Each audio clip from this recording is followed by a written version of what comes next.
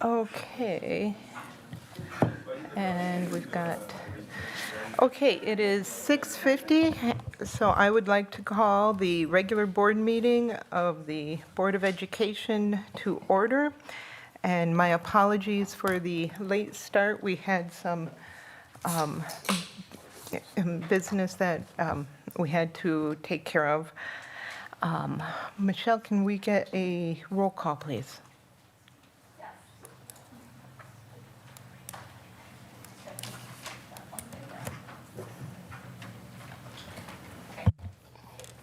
Megan Miller.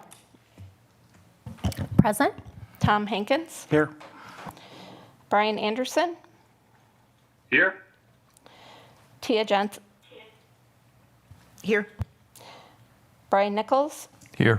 Amy Levy. Here. Greg Schneider. Present. All members are present. Thank you.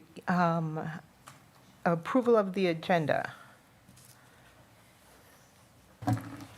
I'd like to make a motion that we, in the interest of time tonight, because we've got a couple of probably closed sessions, that we move future meeting dates,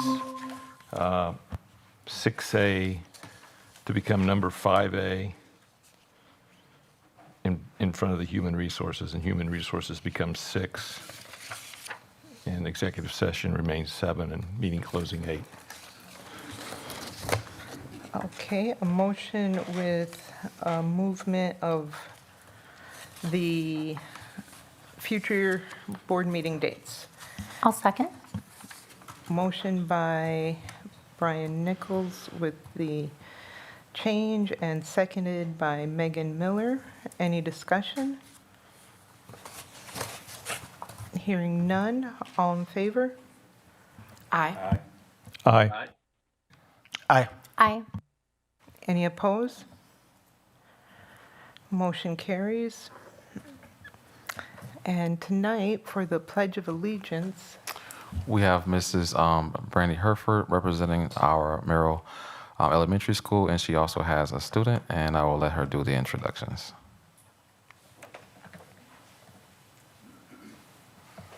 Good evening, Brandy Herford, Merrill Elementary School.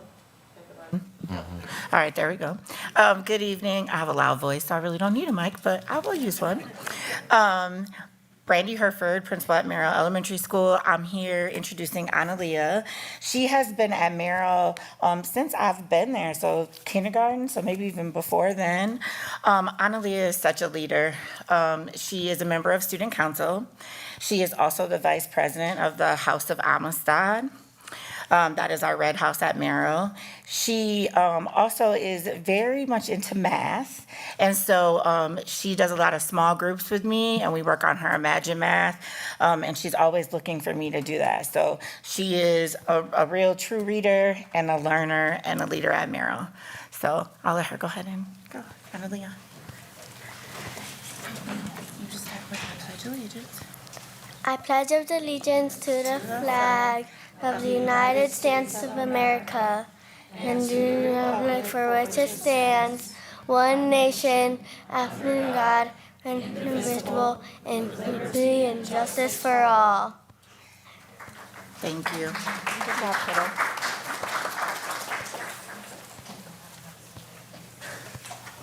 thank you, Ms. Herford and Amalia. We really appreciate that. That brings us to public comment. Ms. Shope, do we have any public comments for tonight? I do. I have quite a few here in the room, and then I have 6 emails. Okay.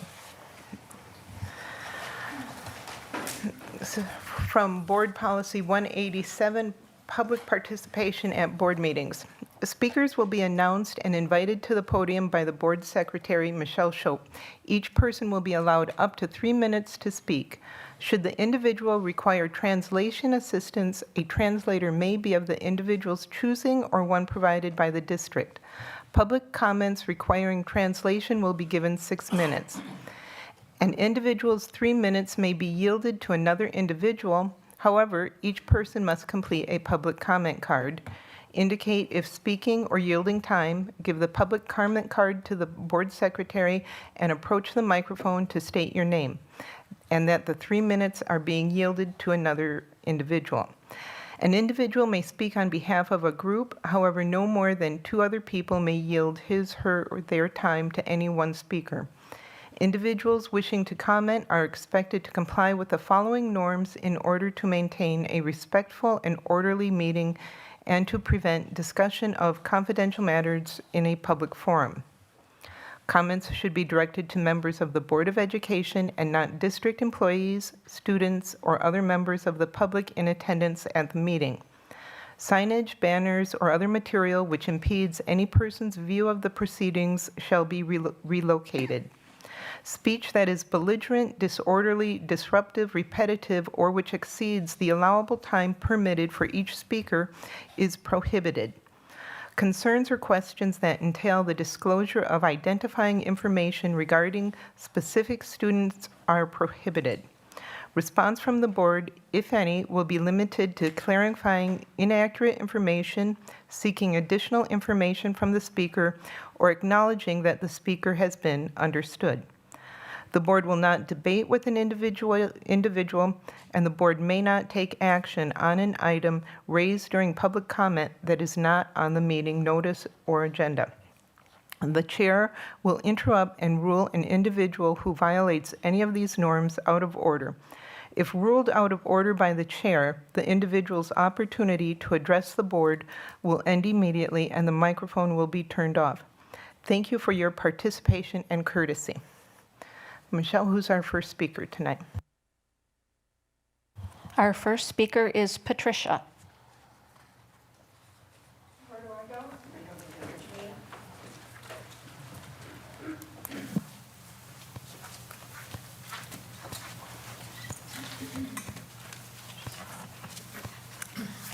My name is Patricia Zodi, and I live in the city of Beloit.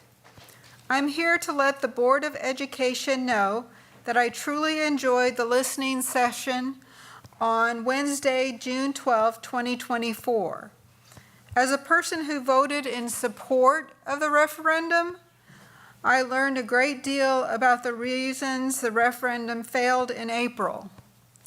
I believe strongly that these listening sessions should be continuing throughout our community before any decisions are made about writing a new referendum and putting it on a ballot. Thank you very much. Thank you. Ms. Schultz? Our next speaker is Susan.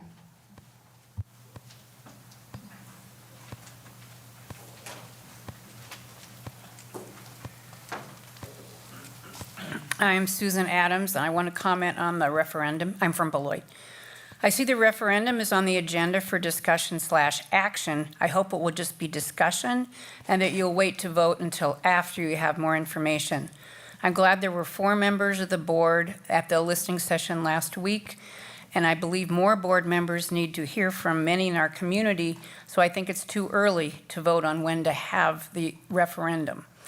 At the listening session, President Tia Johnson said she'd work with the communications department on ways to make sure the superintendent and board get in front of a more diverse group for future sessions. I urge you to do town hall type meetings that allow the board and the staff to answer questions community members have and not limit community members to merely stating opinions without getting answers to any questions. If you do answer questions right away and we all get to hear the answers and we all save time as well, and hopefully there'd be less misinformation out on social media because social media is not the best place to receive one's information.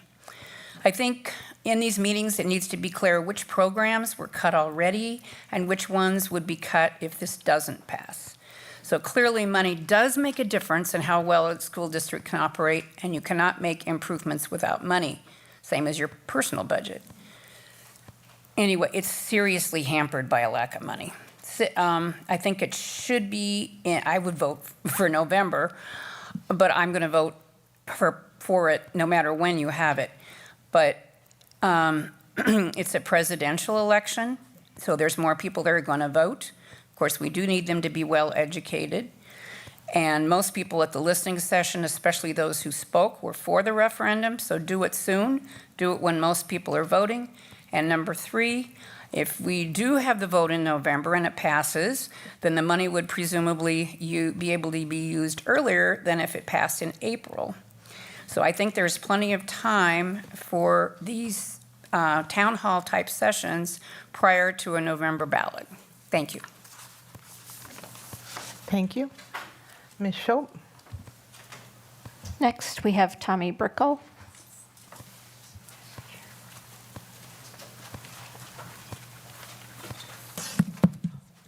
Is this still on?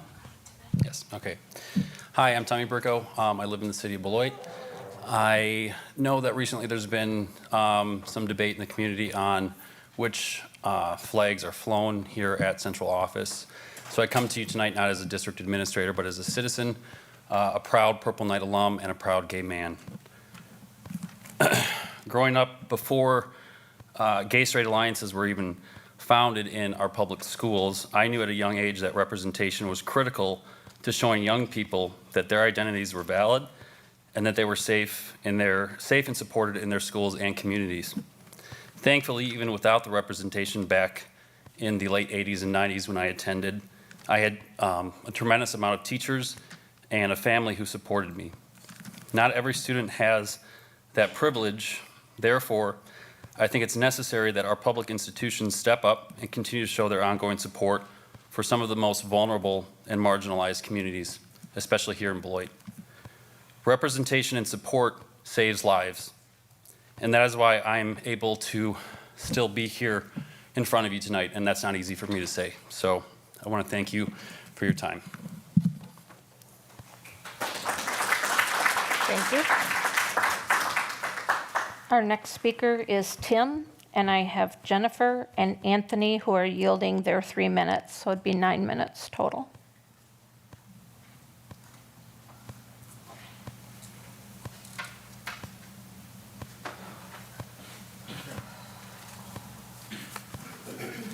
Well, thank you very much, and I do hope I don't take all 9 minutes, but it's really a pleasure to be here, and it's nice to the board to be willing to have a discussion of the Grow Your Own program and how it's had some attacks, shall we say, in recent times. So I thank you for holding this session.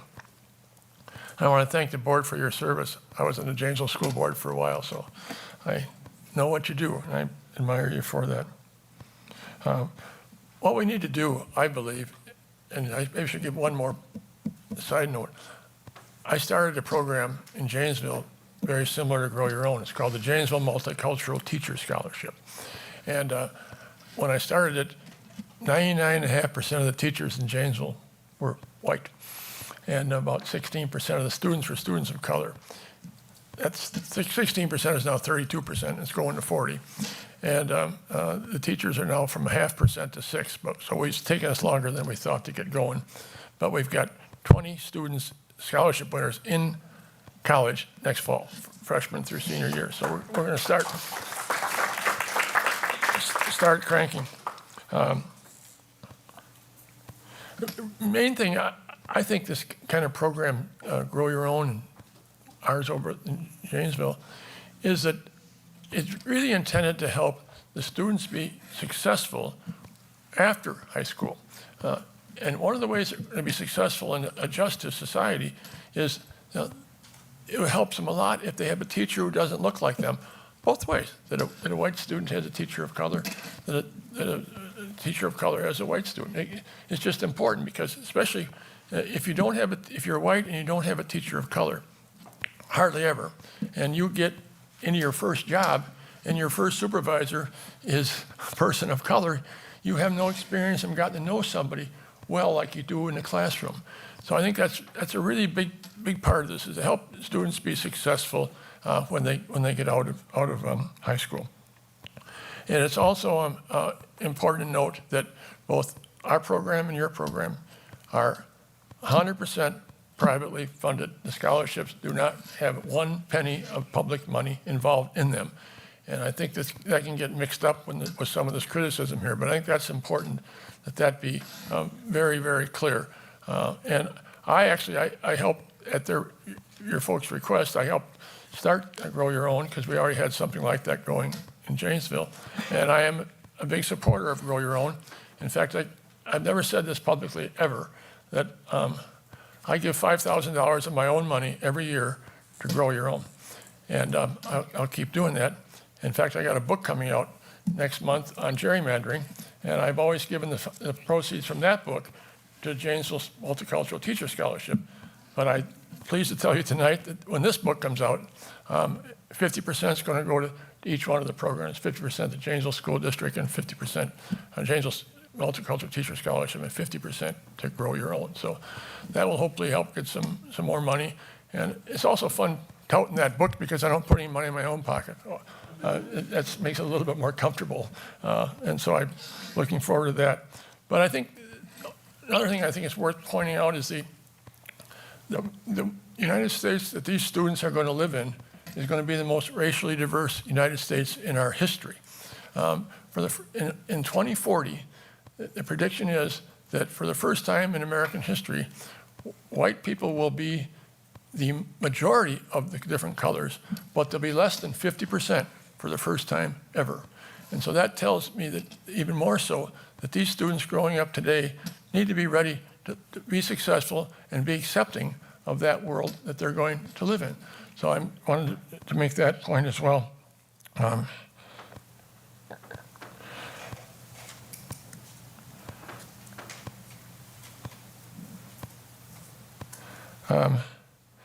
I think all that, I think that really basically tells me what I wanted you to know. I love Beloit. I told a few people tonight, when I ran for the state senate the first time in 1974, 50 years ago, I would not have won if the people of Beloit hadn't cast so many votes for me. They had gerrymandered Janesville out of the district, my hometown. But I was hoping Beloit would vote for me 65%, and I would have a chance, because the rest of it was Walworth County and Western Racine County and so on. And rather than Beloit voting for me 65%, they voted for me 73%, and I had a chance to win. So I've never forgotten that, and I just want to mention that. But thank you very much for listening to me. Thank you, Senator Cullen. Michelle? Next, I have Margarita, and Patty yielded her 3 minutes, so 6 minutes total.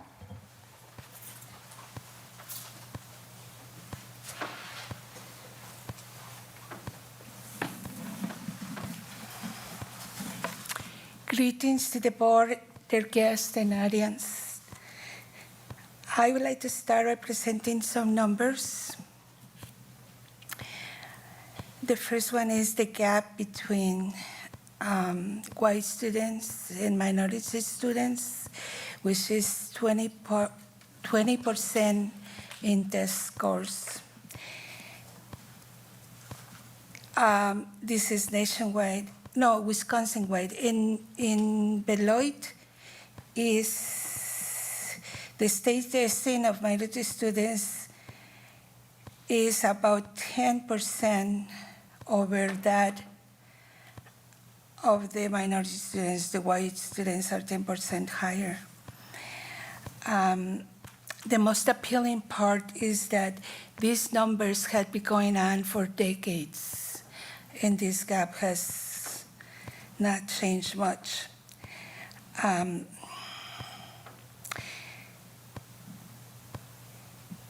I was a member of a school board committee, and they consider this unacceptable. These numbers are going on for decades the same way. So they asked themselves, why not do something about it?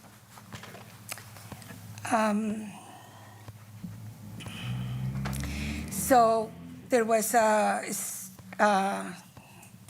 thought process started.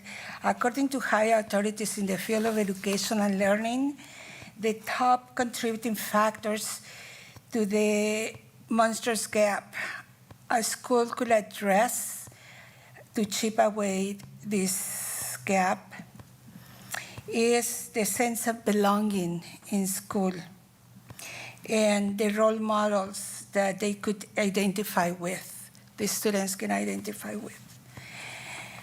Another piece of information is that according to nationwide statistics, Beloit has 68% minority students and only 18% minority teachers. And numbers are similar nationwide. Teachers are the key to a school atmosphere, a sense of acceptance and belonging. They are also role models. If you key in your search engine the words impact on children's school performance, having a teacher the similar ethnicity and or native language, you will get thousands of results, all of them agreeing of the impact not only on school performance, but also an outlook of life, self-image, not engaging in risky behaviors, choices, continuing their education, not engaging in early sexual activity or pregnancy. A group of people here in Beloit took the initiative with creativity and innovative ideas based on studies that show that having role models of their own background and yes, skin color, they could do better. The students could do better. So the group Grow Your Own started. They envision a community where children grow and succeed, where children are accepted, feel accepted, and have a role models that encourage them. GYO wanted to start making dents in the invisible wall that they knew existed beyond most of minority children's view. GYO did not have a penny and budget, no staff to start with that dream. So with a handful of people like Jack in the Beanstalk with their 3 little beans, GIY started. It started to cultivate the little program that you see now with only $41,000 to operate this year, and no staff, just a handful of volunteers that, like them, want a community of happy children educated on equal ground where success does not have skin pigmentation, where we have a workforce with a basic and solid education they have received by caring faculty in welcoming schools. The WILL organization comes here telling us they address discrimination, injustice, and reinforcement of equality. Really? Isn't obvious inequality what the numbers reflect? Isn't it unjust that children are defeated before the end of their basic education or high school? We have been failing our children. We will think that an institution like will have addressed the monstrous gap that exists, but instead they come pointing their finger at us, to a little group with a minute budget and threat with litigation, bully us so we change or else. Well, dear WILL organization, you say that the Supreme Court truly repudiates the desire of racial balance between teaching staff and students. What kind of justice is that? What kind of justice do you practice? To close, I want to remind everybody here that slavery was illegal. Child labor was legal. Women vote was not legal, neither their ownership of property. The people that stood up and protested, they were taught to be wrong. Today we know they were right. They just were fighting a world that did not longer fit. And today we know they were right. Thank you, GWO, I'm sorry. Thank you to all of those that stand up against injustice. Thank you all for your attention.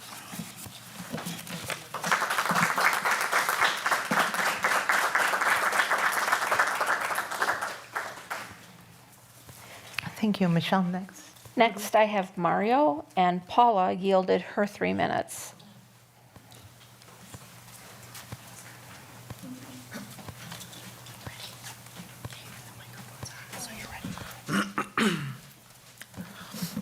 Hello, everyone. My name is Mario Flores. If you guys already know me. Being a part of the LGBTQ community has never been easy, but with the inclusion that the school district has brought, and specifically Beloit Learning Academy, I personally had the best experience as a queer student. I can only speak on the behalf of Beloit Learning Academy because I only went there for 2 years, and that's the only thing I can remember. I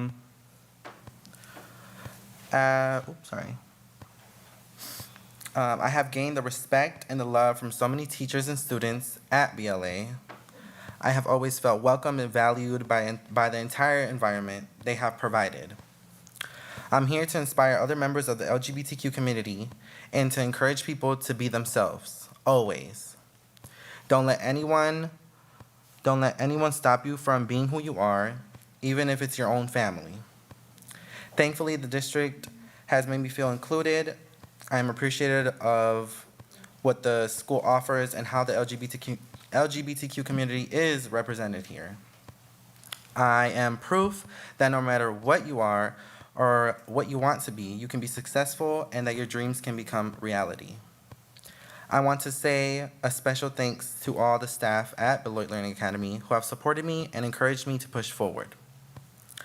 Lastly, I want to say, although some of the older generation still doesn't understand what our people are or what we come from and all the struggles that we have, that we, myself, and the LGBTQ community are heartwarming and sweet people, and I hope that you guys can eventually become educated, get educated on our culture, and that we aren't the quote-unquote monsters that people portray us to be. Lastly, I want to say that just thank you for everyone that is listening to me. I want to encourage a lot of younger people that are obviously not out yet, and remember that some things that you do say and you do could impact your family and your life and can be making one of your family members take two steps back instead of you pushing them 2 steps forward. And that's it. Thank you so much. Thank you. Next, I have Kelly.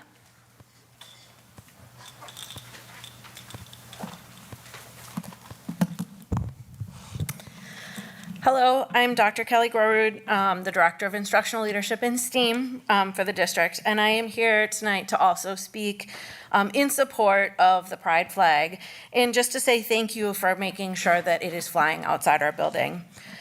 To some, a flag might seem like an insignificant symbol, but the flag is a symbol of inclusion. In organizations like ours, especially public organizations, symbols can bring energy, they convey meaning and messages, and they can express an openness to bring people into our community in their full and authentic selves. The pride flag that flies outside this building conveys a message that we as a district embrace wholeheartedly our DEI mission, that we embrace that statement and we are proud of the diversity because it is our diversity that brings us strength, that we support all of our students, our families, and staffs from all walks of life. As an ally of the LGBTQIA+ community, and as a family member of some very amazing LGBTQ individuals, this flag is not just a random symbol outside the building, it is very personal to me. For me, it's a symbol that means that my friends, my coworkers, my family, and that I belong in this community. And I'd like to continue to belong in this community.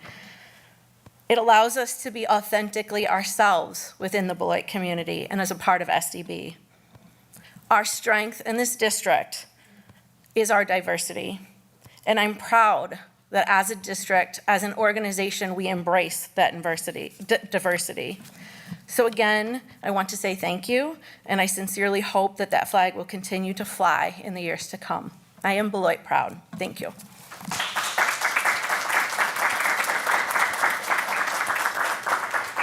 Thank you.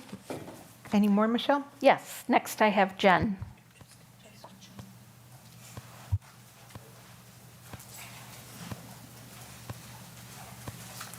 I'm sorry, I forgot to mention that she has Melanie and Anita, who have both yielded their 3 minutes, so she has a total of 9. I have 9 minutes, so I have a water bottle.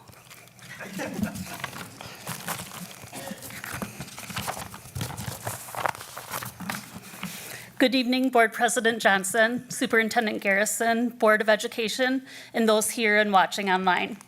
My name is Jen Papkeem, and I am an educator in the School District of Beloit. I'm wrapping up my 12th year in the district and my 27th year in education. In my career, I have had the opportunity to work in 3 very diverse districts: the Albuquerque Public Schools, the Delavan Darien School District, and here in the School District of Beloit, where I hope to retire in the next 10 to 15 years. Working in such diverse districts, I have done a great deal of reflection on my limited experiences as a white woman raised in a predominantly white community, attending primarily white schools. From early on in my career, I recognized that in order to best serve my students, I had to get to know myself, and I had to get to know who they were, learn about their culture and background, and open myself to learning about experiences that I never had before. What hasn't been diverse in my experience is looking around at my colleagues. I have worked with primarily white women, people who had positive school experiences in their past and who were generally successful in schools. I am not naive to think that all of my white friends and schoolmates had great school experiences, but I have been afforded much unearned privilege throughout my life that I wouldn't begin to see until I collected more experiences. As I worked with Native American, Black, Hispanic, Asian, and multiracial children, I recognized that my perspectives and my experiences were just one source of information, and it would be important for my students to have experiences with multicultural staff members. This thought was brought into the spotlight when I heard that Senator Tim Cullen was interested in supporting staff in Beloit who wanted to start the Grow Your Own Multicultural Teacher Scholarship Program. The Grow Your Own team consisted of district leadership and Beloit Education Association teachers who were passionate about the research they had read and found on the importance of students having a variety of teachers, especially with teachers of the same racial and cultural background as them. I was excited to become a part of this committee about 10 years ago, and we took the ideas brought forth and ran. So I'd like to focus tonight on our scholarship recipients to date, and I've had the chance to stay in contact with each of them. They've been so appreciative of the opportunity to receive this scholarship and so grateful to our donors. My math might be a little off here, but in around 2017, Stephanie, does that seem about right? 2017, 2018, we offered our first scholarship. Unfortunately, the student changed majors, kind of like I did, and so he did not continue on with the program, but our next student, Evelyn Rodriguez, graduated from Beloit Memorial High School, completed her degrees at Blackhawk Tech and UW-Whitewater, and now will begin her third year teaching in the DLI program at Todd Elementary. Karen Soto received a scholarship, graduating from Beloit Memorial and then Beloit College, and is currently in graduate school pursuing her school counseling degree. Jaden Bell just graduated from Rockford University. He is starting right back up in the fall as a graduate student studying kinesiology and elementary education and would like to teach Phi Ed.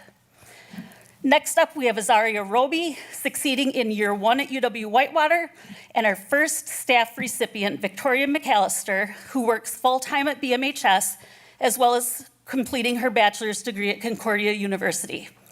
And finally, I look forward soon to bring you this year's scholarship recipients so that I can introduce them to you. But let's celebrate Maya Matthews from BMHS, who is headed to Jackson State in the fall, and Aldrich staff member Linda Garza, who's working on her bachelor's at UW Superior.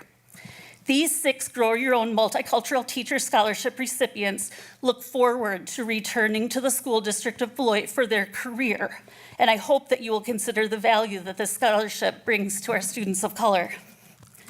We are looking to bring our staff diversity a little closer every year to our student diversity. So right now we have about 18% minority teachers and 68% minority students. We can and must do better. And while education is losing the large pools of candidates that we once upon had a time for each vacancy, scholarships like this can make college attainable. 100%, as Tim said, of our scholarship comes from donations. No school district money goes into the scholarships. I would estimate at last review that about 10 to 15% of our district staff make donations into the scholarship program. Every little bit makes a difference in growing this scholarship.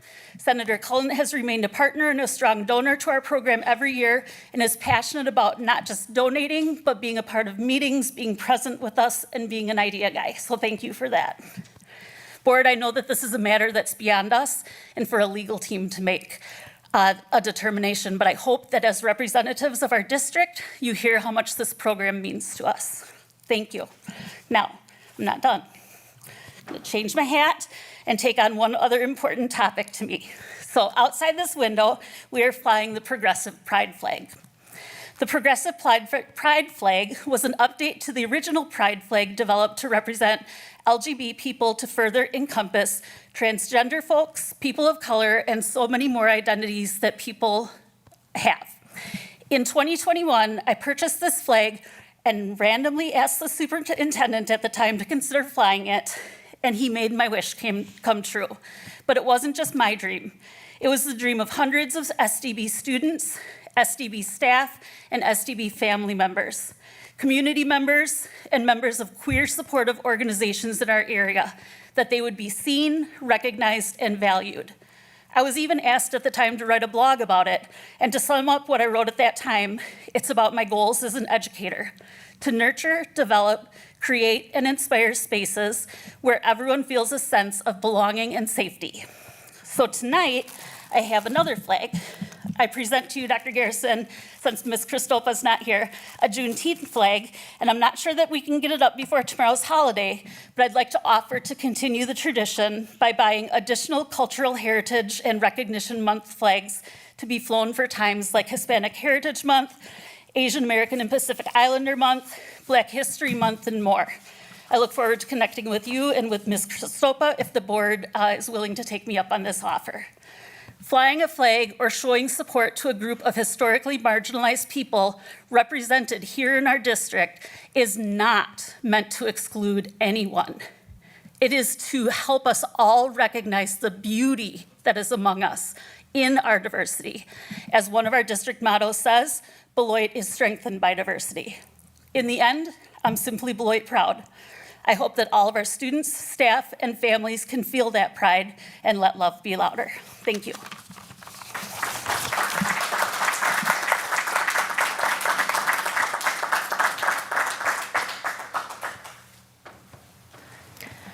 Next, we have Stephanie R., and Melissa yielded her time, so it'll be 6 minutes.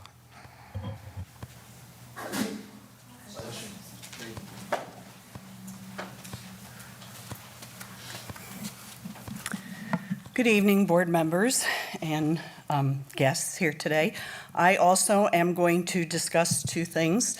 Tonight, I would like to start out with the pride flag that has been, there's been a lot of discussion about. I'm standing here in front of you right now as a proud sister of a gay brother and a lesbian sister. Two members of my family are in that group right there, and I have grown up with this all of my life and have had to deal with a lot of different prejudices. So I understand right now the significance of Pride for our LGBTQ students. As we celebrate Pride Month, it's crucial that we recognize why Pride matters beyond just colorful parades and flags. For LGBTQ students, Pride is more than just a word, it's a lifeline. It's about embracing one's identity despite societal pressures and prejudices. It's about feeling safe and supported in our schools, our homes, and our community. It's about being seen and being accepted for who they truly are without fear of discrimination. Imagine navigating a world where your very existence is questioned or marginalized. For many LGBTQ students, this is a daily reality. They face higher rates of bullying, mental health challenges, and even homelessness due to rejection from their families. In such circumstances, Pride becomes a beacon of hope for them, a reminder that they are not alone and that identity is something that they should celebrate and never hide. Pride empowers LGBTQ+ students to stand tall and embrace their authenticity. It fosters a sense of belonging and community, offering them a space where they can connect with others who share similar experiences. It encourages them to pursue their dreams and ambitions without compromising who they are. Moreover, Pride promotes an education and awareness. It challenges harmful stereotypes and promotes inclusivity in schools and in society at large. By fostering this culture of acceptance and respect, we can create safe environments while all students can thrive academically, socially, and emotionally. As we commemorate Pride Month, let us reaffirm this commitment in our community to supporting these LGBTQ+ students. Let us advocate for positive policies that will protect their rights and ensure equal opportunities. Let us educate ourselves and others about the challenges that they face and the contributions that they can make to our community. That flag is a symbol that we as Beloit educators and our community are supporting these students. Please, please do not take that flag down. And as Ms. Papke suggested, let's put up some other ones so that we can show that we embrace everyone and we don't discriminate against all. The second thing that I would like to speak to you about is the GYO scholarship. Many people do not know, but I was on the original committee with Senator Cullen in Janesville. I was lucky enough to be on that committee when that program first began. And when I came to Beloit 10 years ago, the first thing I did was talk to Steve McNeil about bringing that program down here to Beloit, because Beloit was a more diverse community than Janesville, and I could not understand why this was not something that these people down here in Beloit were thinking about or talking about. And so that conversation with Steve McNeil led us to conversations with Doc Williams and Dr. Bond when they were here, and luckily they embraced it, and Senator Cullen was gracious enough to come down and help us get the program started. And as Jen said, we've had a lot of successful graduates with this program. This is something that I believe in as an educator, and I do think that it's an important thing for our students to see.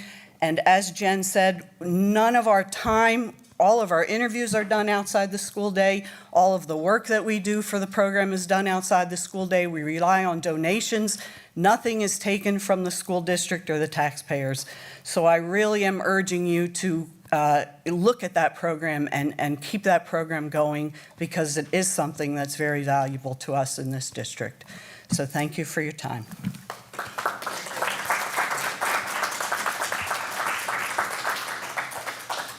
Next, I have Stephanie S.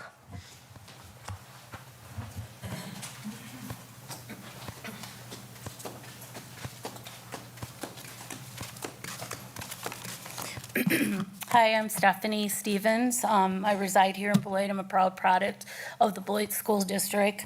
I'm going to date myself. I went to Waterman. I went to Aldridge. And actually, Tia went to Waterman with me years ago. And I graduated from Beloit Memorial in '87. My husband graduated in '85. My father was graduated in 1952, and our children graduated from the school district in 2011, 2013, and 2019. So we have 3 generations of School District of Beloit students and graduates in our family. I am also, and it's been an honor and a privilege to work for the school district for 23 years as an educator.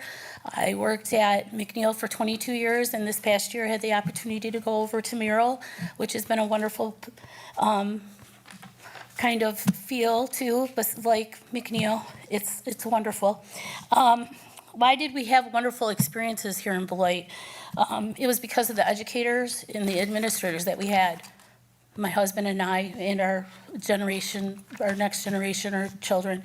Me and my husband had some of the best. Barb Hickman, Sally Adams, Booker Street, Mr. Gupton. And our children were blessed to have Audrey Gentry, or some people called her Audrey Vaughn, Paris Eccles, Brandy Herford, Amanda Celine, and Michelle Hendricks Sonora also, as those are some of their past educators. What do they all have in common? They have talent, dedication, determination, and they are all persons of color. They all have enriched my family's life. And I don't want to see this stop in Beloit schools. We need this diversity in the workforce here at SDB. We need to mirror our children. Our students need to see themselves in professional roles. Approximately 76 educators, out of the 459 educators that we have here in the school district, are minorities. That's 17% of our educators being people of color, while our minority rate with school district is approximately 68% of our population is persons of color students. Grow Your Own Scholarship Program, who I financially have helped support over the years, is a great way to continue to help this effort of helping support Growing Our Own to come back to Beloit here in the SDB. Do not let the negativity of certain groups stop this wonderful scholarship opportunity here at the School District of Beloit. I tell my students each and every day at school at Merrill, show me your greatness. So today I'm asking you to show me your greatness, and I plead with you, I encourage you to please continue with the Grow Your Own Scholarship Program. Thank you.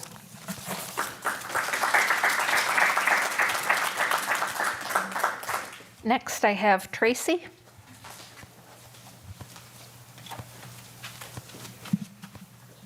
Greetings to everyone here. Thank you for having public comments. I'm speaking to you on the topic of the Pride Flag. As a Turner graduate, I made a purposeful decision for my kids to go to Beloit Memorial and all Beloit schools until my gay son didn't feel comfortable at Beloit Memorial and transferred to Parker. In addition, they do 2 musicals a year, so that was a thing. So I have been a parent. I'm a former district employee, although now I work at Parkview because I like little people, and I'm white. Wasn't going to talk about that, but I feel like making space here, maybe. It's important for our kids to see other people and have that experience, so grow your own.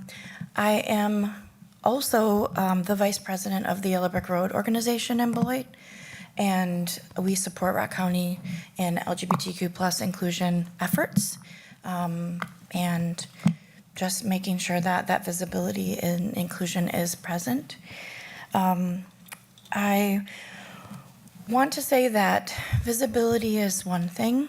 It can mean tolerance, but when you take something down that is supposed to be a celebration, that sends a really loud message that there is not acceptance. And many people today have pointed out that diversity includes all kinds of different people.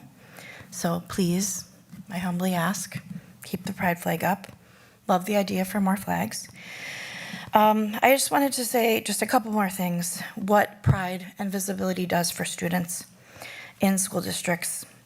It can help them learn about the other students, learn about and respect the diversity of people and families in the world, and it helps them promote acceptance.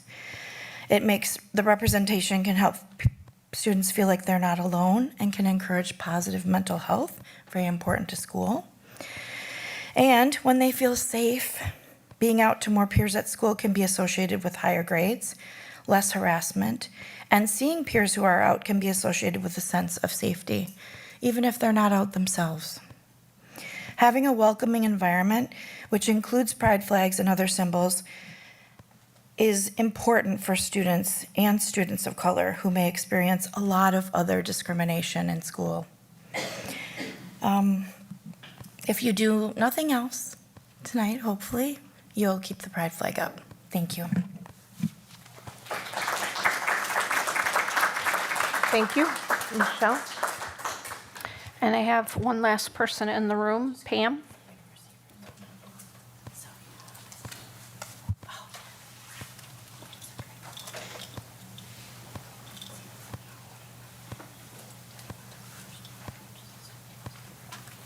Okay, well, everyone's speaking about what they're passionate about, so I'm going to talk about what I'm passionate about. I was looking at the website today, and I saw a tab for family exit surveys. And I know that our enrollment is constantly going down. And I'm wondering, why haven't we seen these family exit surveys? Is anyone completing them? And if they are they being tallied? Are they being brought to the board? Because if they were, I missed it. I don't know what's going on with these. But I would think that if these are being done, the board should definitely be looking at what these exit surveys say so that we might keep our kids in the district here. About 5 years ago, we had a third-party surveyor that did staff climate and staff exit surveys, and I don't see those anymore either. It just seems like we don't have any input from staff or families about how they feel about the district and what we can do to make it better. And how can we make it better if we don't have that input? So I would ask you all to consider bringing that to a board meeting, please, if the data is there. I want to talk about budget cuts. Several school-level budget cuts were brought to a meeting a few weeks back, and they all affect teachers and classrooms and programs, and I didn't hear one board member saying, wait. So I'm lost. I know a lot of other people are lost, and a lot of teachers are asking, how are these cuts being made? If they come in a presentation from the administration to the board, does that mean it's a done deal? Does that mean those cuts are done? Because it seems like it, because choir at Aldridge was cut. You can't sign up for it next year. So that cut has been made, and I did not hear a board vote on that. So we need to know how this is working. We need to know what if we have a voice in it, and if we don't, do the people that we elected have a voice in it? I just don't think that it should just be brought to the board as, something that gets rubber stamped and is already acted on. People are asking, is there going to be any kind of a committee formed? And I saw that there was something on tonight about a committee. It's not clear exactly if that's the committee that a lot of people are hoping for. But I do hope that the Finance Committee will hold meetings. I know that with this new, quote, board cadence, there aren't meetings going on now, which really seems horrible considering we have $10.8 million to cut. We need board meetings, and we need finance meetings now. And I hope the Finance Committee will appoint an ad hoc committee of qualified individuals to get together and really do a deep dive into our budget and to see what it is that we are cutting and what we should be cutting. Prioritize, just like we do with our home budgets. Prioritize and keep the kids first. Then that brings me to the last one, which is I've asked several board members to take a look at this, and it hasn't happened. But policy 672.1, it is fiscally irresponsible for us to have a policy that allows the administration to spend up to $100,000 as many times as they would like without board approval. This has to be changed. We have to get this under control. No administrator should be able to spend $100,000 of taxpayer money without board permission from the board. So I do hope that, that you'll take a look at this and the fact that there's no aggregate. It could just go on every day. It's something that this board really needs to look at changing, is policy 672.1. I mean, you've heard a lot of important issues tonight, but I do hope that we can get the budget under control and get the focus back to what matters, which is student achievement. Our kids have to do better in school if they're going to do better in life. Thank you. Thank you. Ms. Schultz? That's all I have for in the room, and then I have the emails to be read. The first email I have is from Azaria.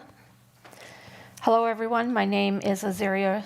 I am 19 years old and will be going into my second year of college at the University of Whitewater. Jen has asked me to speak on my behalf of receiving the Grow Your Own scholarship. Winning this scholarship was probably one of the best things that could have happened to me. The great thing about this scholarship is that it lasts all 4 years of college. It doesn't matter which college you go to. If it's a 4-year school, then you're set for those 4 years. The scholarship has really helped me with not having to pay out of pocket for certain things when it came to financial aid. My first year at Whitewater, I can say, was a little tough. When I was going through that rough time trying to figure it out, I wanted to stay at Whitewater or not. Jen was there to help and make sure that everything would work out with me personally and the scholarship altogether, and everything did actually end up working out. The people who organize this foundation are truly there to help and make sure you succeed and keep succeeding. And I realized that when I got the help earlier in the year, Grow Your Own was not the only scholarship I applied for, and it is definitely not the only scholarship out there in the world. When I went to the banquet to be acknowledged for getting it, there were so many other students out there that had applied and won. And when I say students, I mean there were students of all races getting the scholarship. Moral of the story, this foundation is not only focusing on staff or students of color or part of the minority group. These students and teachers have worked really hard to get nominated and then chosen for the scholarship, including myself. I hope my message has given the people who are against the program some sort of understanding. That's it. Thank you. Next.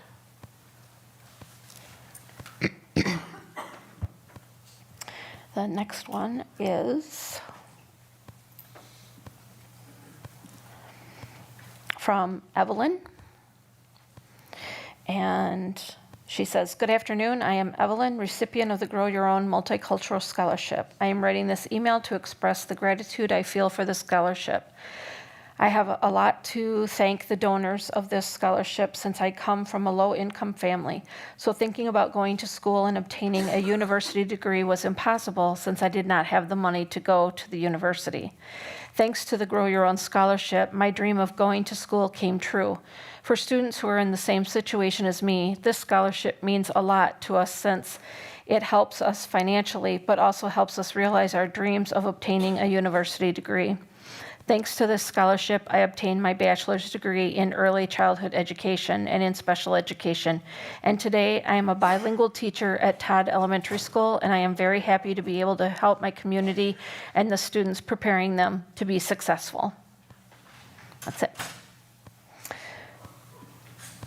Next.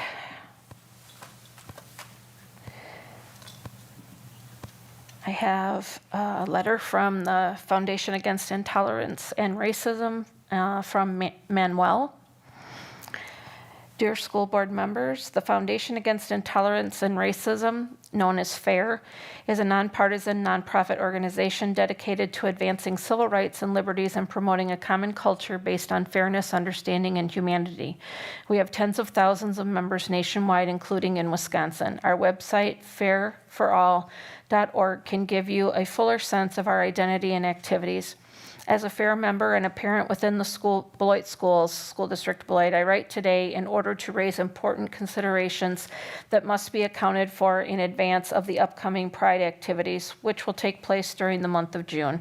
It is important that the School District of Beloit allow students to freely participate in any activity in a manner that comports with their free expression rights.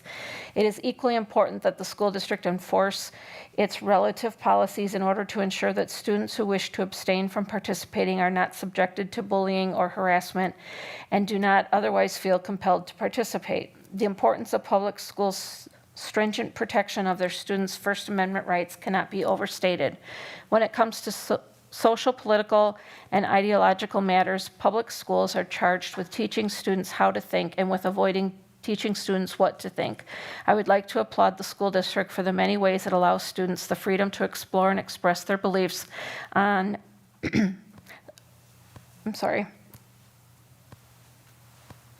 on important matters during the critical time in their personal development. The principles of open inquiry and free expression derived from the First Amendment to the United States Constitution serve as an important pillar of a well-rounded public education. These foundational principles are clearly reflected in the relevant body of the Supreme Court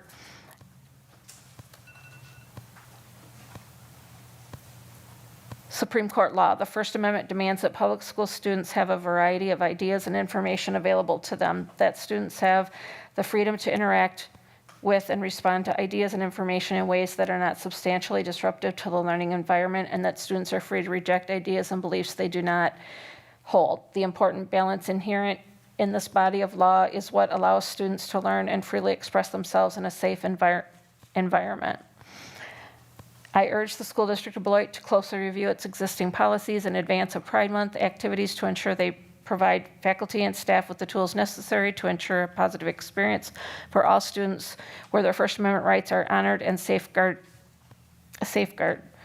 Furthermore, I ask that you consider issuing a School District of Beloit-wide communication that delineates the school district policies and plan for ensuring the maintenance of a safe learning environment that protects all students.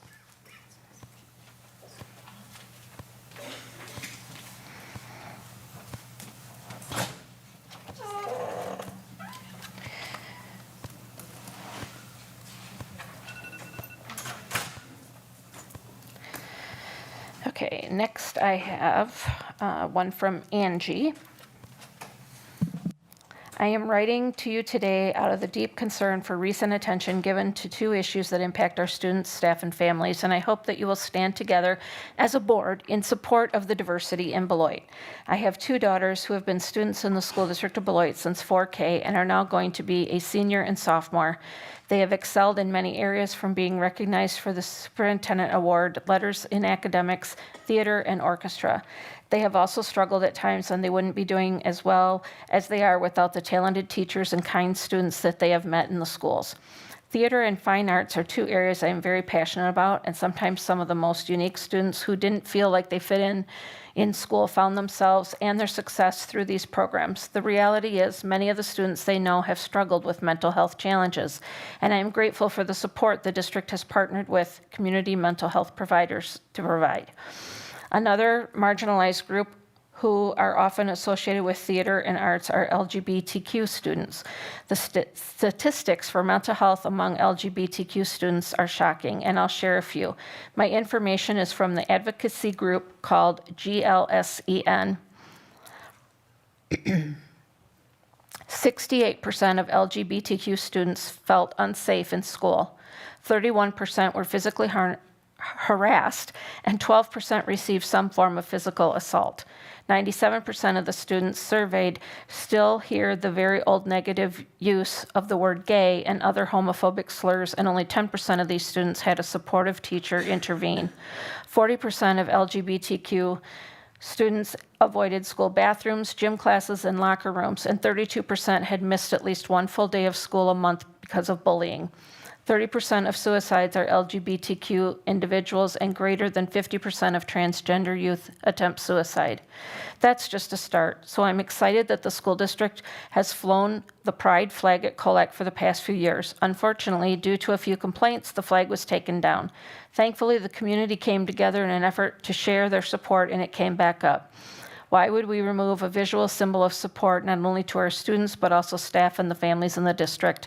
I am afraid that if we don't stand for something, what will we fall for? Our community deserves our support, and flying the pride flag in June does not hurt anyone. Thank you.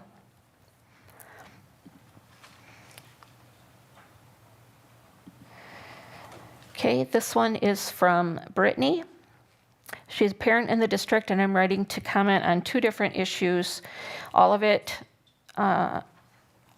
comes back to keeping our students center and prioritizing what is best for our students. The first issue has to do with Pride Month, supporting our students and flying the pride flag. I thank all staff and school board members that work to ensure that SDB is a welcoming and inclusive environment for all students. It always makes me smile to see the district to go the extra step during celebrations like Pride Month, including with flying the flag. It is symbolic and important. It is disappointing that members of the public feel it necessary to take their negative energy and direct toward the district and ultimately our students. Why the symbol of the pride flag is important. From the 2020 study by Johns et al., LGBTQ+ young people are more than 4 times as likely to attempt suicide than their peers. The Trevor Project's 2023 U.S. National Survey on the Mental Health of LGBTQ young people found that roughly half of transgender and non-binary youth seriously considered attempting suicide in the past year. While these stats are staggering and tragic, it is critical to note that LGBTQ+ young people are not inherently prone to suicide risk because of their sexual orientation or gender identity, but rather placed at higher risk because of how they are mistreated and stigmatized in society. So please continue to center students with all decisions, act in best interest of their mental and physical health, proudly show our district is a loving and inclusive environment, and do not be swayed by the negative few that constantly criticize and project their negative adult emotions and bigotry onto the district, thus directly or indirectly causing harm to our amazing students. Second issue, please continue to support and grow the Grow Your Own program. It is an absolutely fantastic investment in our students, alumni, staff, and thus community. My daughter's kindergarten teacher benefit from this program, and because of the district's investment in her education, she is able to pay it forward to classrooms of students every day. Again, the negative energy and attack from the very few in the community is a destructive distraction and drain of energy and resources.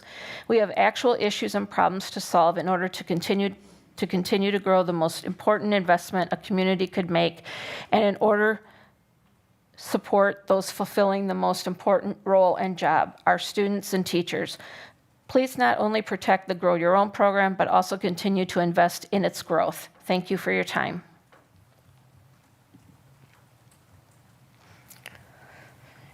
And the last one I have is from Jaden. Hello, my name is Jaden. I'm a past recipient of the Grow Your Own Scholarship. I recently graduated in May from Rockford University. I will be returning in the fall to pursue my master's in elementary education. Receiving the Grow Your Own Scholarship meant a lot to me. I couldn't be more grateful for being one of the chosen recipients. The beautiful thing about Beloit is the diversity that spreads around it and the opportunities that rise from that. I believe that all kids deserve to see teachers that reflect our community. GYO is a part of the solution, not the problem. That's all the public comment that I have. Thank you, Ms. Shope. That brings us to agenda item 3A, the 2024 referendum consideration.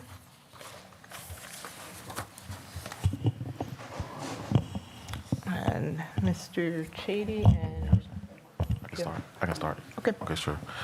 So thank you, Board President Johnson, for allowing us this second conversation for the school district referendum and future planning conversation. First of all, let me just say that, of course, we've been in this conversation not just this month. And I know sometimes we may feel like this conversation has been going on for quite some time since I've arrived.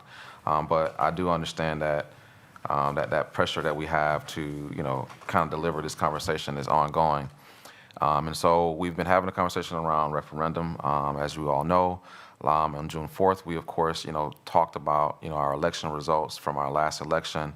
I'm not going to go through this entire presentation because this information is really already out there for everyone to see. Naturally, we had our referendum and, of course, some of our outcomes. Naturally, we were not successful at the polls. Of course, we had a budgetary conversation where we went through our budgetary constraints and, of course, where we are right now at this time as a school district. Of course, we still have a little ways to go to get to that balanced budget number. Before I proceed, I just want to make sure everyone is keenly aware that, as we work through our budget conversation, yes, we do have until that October date, but we're not waiting until October to continuously have these conversations. It is not easy to continuously shave budgets from a school district. As you all know, we had this conversation in 2022 when I first arrived here, and we had to make those same types of budget cuts. And so this is an ongoing budget cut conversation. We all know this is a funding concern, not just in the school district board, but across the state of Wisconsin. It is my job as the district administrator to make sure that we're all keenly aware that it is all of our responsibilities to come to a rational conclusion around where we should be in the funding conversation in the school district of Beloit. Naturally, as you all can see, operational referendums are not new to the school district. This graph we went over, of course, since 1990, you see over 86% of the districts going to operational referendum. That's a large amount. That's pretty much saying that the majority of our school districts in the state of Wisconsin has had this conversation around a need, different needs across the state of Wisconsin. We have those same needs here in Beloit, where we are asking for that support, and it is very hard to continue down the road that we're on without the proper funding to support the education of our students. It's important to note that as we have had these operational referendum conversations and had to work through the cuts, we've steady had to maintain our enrollment. We have steadied the ship as it pertains to increasing our academic achievement. We have made $10+ million worth of cuts. We have shifted our district from a K-5 to from a K-3 to a K-5 district, 6-8, and back to a 9-12 traditional system. All of these things we've done to show the community and to show the community that not only are we making these changes for various reasons, but to show the community that we are trying to do what we believe is what the community wants us to do, which is show results. And under this administration's time frame, over the past 17 months, I do believe we have shown a considerable amount of results that I believe our entire community can be proud of. I know that there's been conversations around some other themes here in our school district, but just by mentioning those simple facts that I just, shared with you all have heard those before, one could rest their hat on some of those themes and really, really be proud of those moments. Again, as a district, we have worked extremely hard to make sure our community know that we are having success in our school district. Baird also put this information together here where it talked about what has passed and what referendums have passed in the state of Wisconsin since 2000, where you see a non-recurring and a recurring opportunity here as such. I highlighted when we went to referendum here in the past, and of course April has a 66.1% chance of passing since 2000, and of course November has during the presidential election has a 70.3 chance of passing. The November timeframe clearly shows that there's just, for whatever reasons, higher turnout and or a higher success rate in the non-recurring conversation. But if you look closely to that same left or right, you will see that same space represented across all statistics there. November being a space where, again, for whatever reasons, referendums have a little more success than April, February, or in August. Of course, we had our school perceptions survey, and again, I'm going through this real fast because we already heard it, and so I kind of kept a mental note about 4 or 5 minutes to do this before we get into the deeper conversation around when do we want to go to referendum. There were takeaways that you all have seen here. Approve, attempted, and a percentage again. And so the information is as such. I don't want to go through all that again.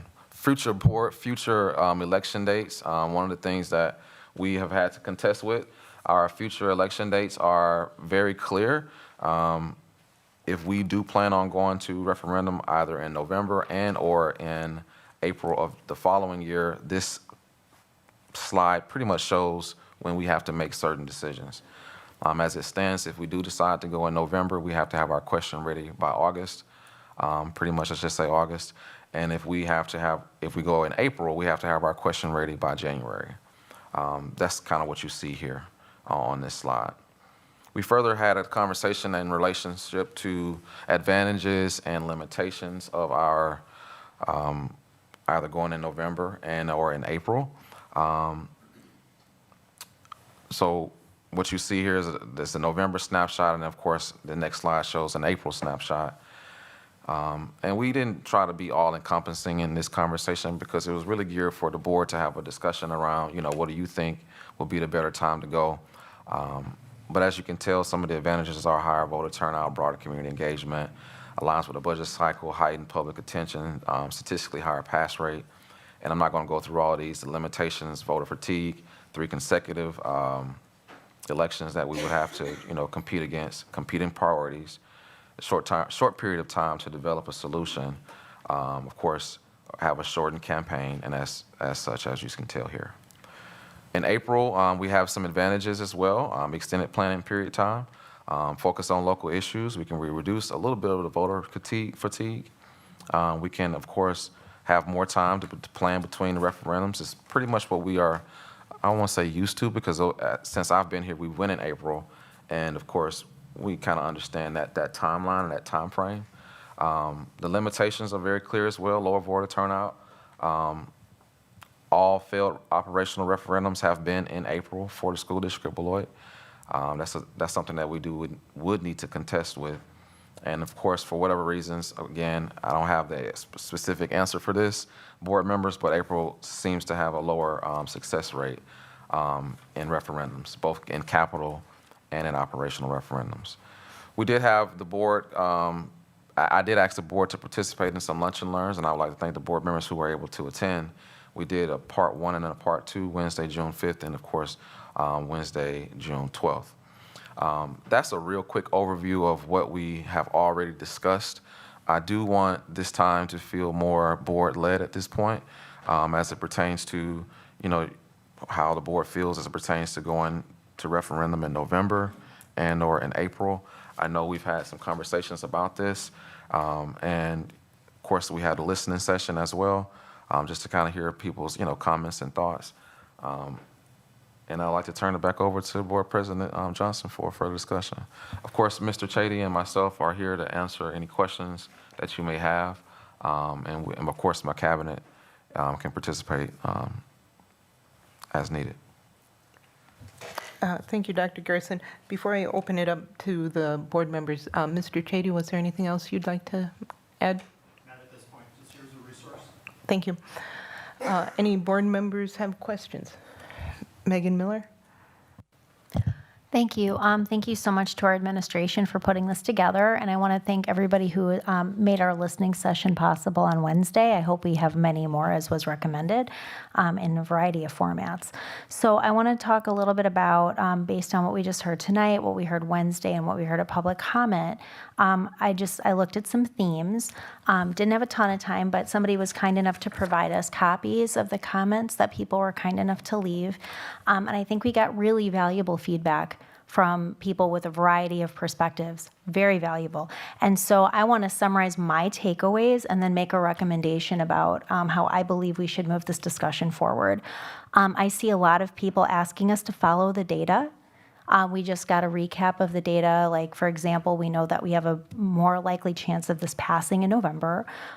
Looking at data, like we just heard a comment this evening about looking at enrollment and things like that. Absolutely. Like, let's get it all out on the table and take a look at what makes sense. We heard a lot of people asking us to sort of show us the money. And Mr. Chady, please correct me if I'm wrong, but regardless of whether we go in November or April, we're going to be looking at a situation of having to deal with like multiple budget scenarios to answer any unknowns. So I think it would be beneficial for us to, just like we did last time, make sure we're clearly communicating scenario A, scenario B. And I think our administration did a great job of that last time, and I think we need to connect that information, right, to more voters. Another theme that I see emerging is more community engagement. We just heard several comments to that effect even this evening. And again, just that transparency with the budget. Somebody, for example, had recommended a third-party review, and of course we do that annually. Baird comes in and gives us that third-party sort of review of our finances. So just making sure people know that that's there and that that's a practice that is occurring. So my recommendation, because we don't really have to make a decision until August, I believe that we should behave like we are going in November. What that literally means from my perspective and the work that I am willing to do as a board member is I would love to get some dates on the calendar to do a variety of listening sessions in different areas of the community, particularly on our west side, because some feedback we've received is a feeling of disenfranchisement, and we need to face that head on and deal with that and make people feel heard and make sure that we're receiving their concerns appropriately. I also believe that we should get dates on the calendar where I, again, mentioned last time, I think we should buddy up.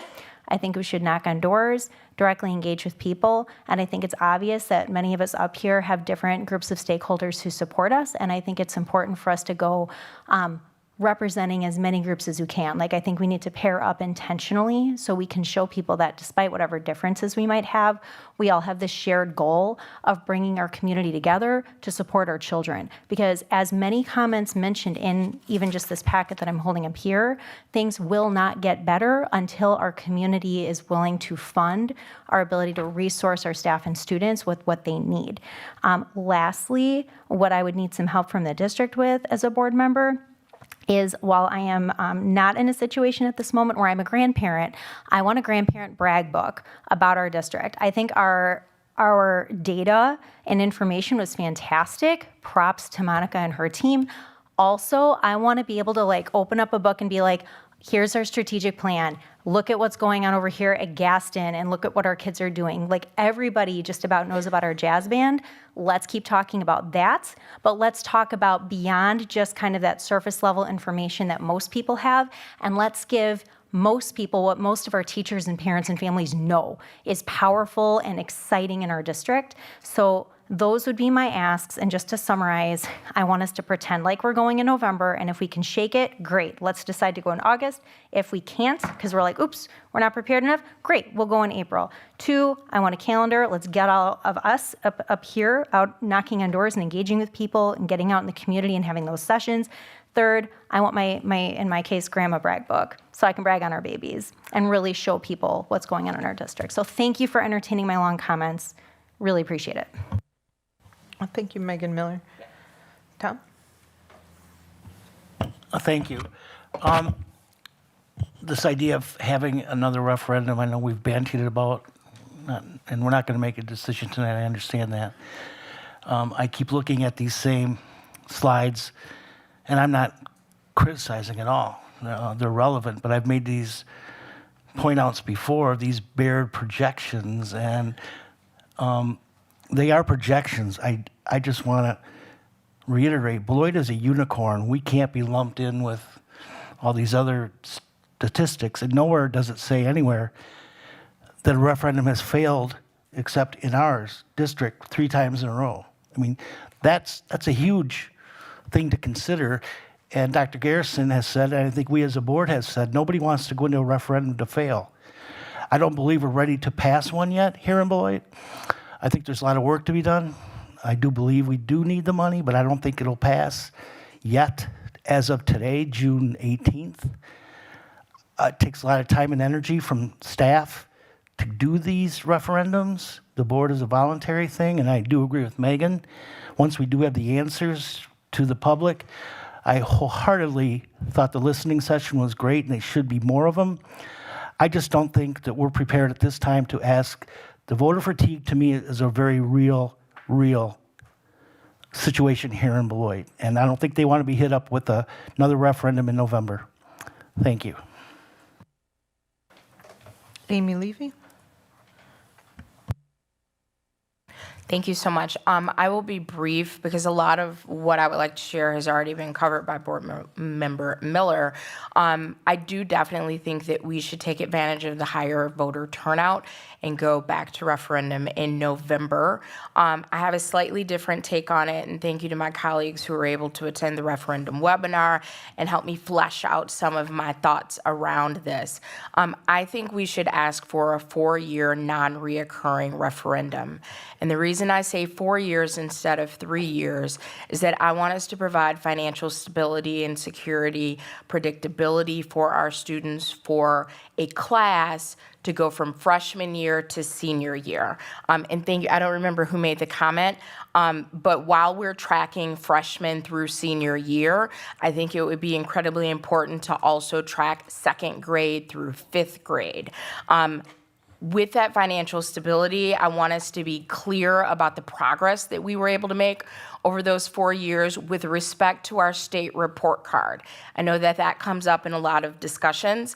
And so I think that the 4 years is going to be really significant. We can show the public the growth that our freshman class had from entering high school to exiting high school.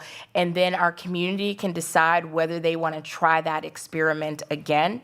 I think the listening sessions are definitely a critical component of this. We definitely want to hear back from our community about messaging for those that did not feel that they were able to support the referendum in the past. What are some items that would get you to a different space?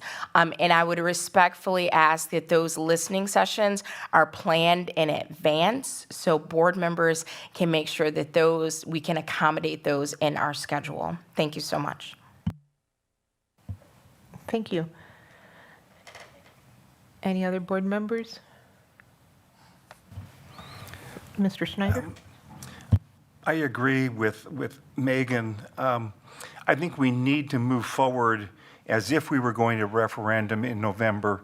If we wait any longer to begin even some of that process, we're going to run short on time. And like she said, if we get to that point and we're not prepared, we're not ready to move forward, we can always delay it. But we can't start in end of July, the beginning of August, and expect that we can get there on time. I agree the listening session was good. We need to have a lot more of those so that we can hear from everybody. I like the idea of town hall meetings and not listening sessions. At the last one, people asked for specific answers to questions, and unfortunately, we couldn't give them. And so that was kind of a downfall on that.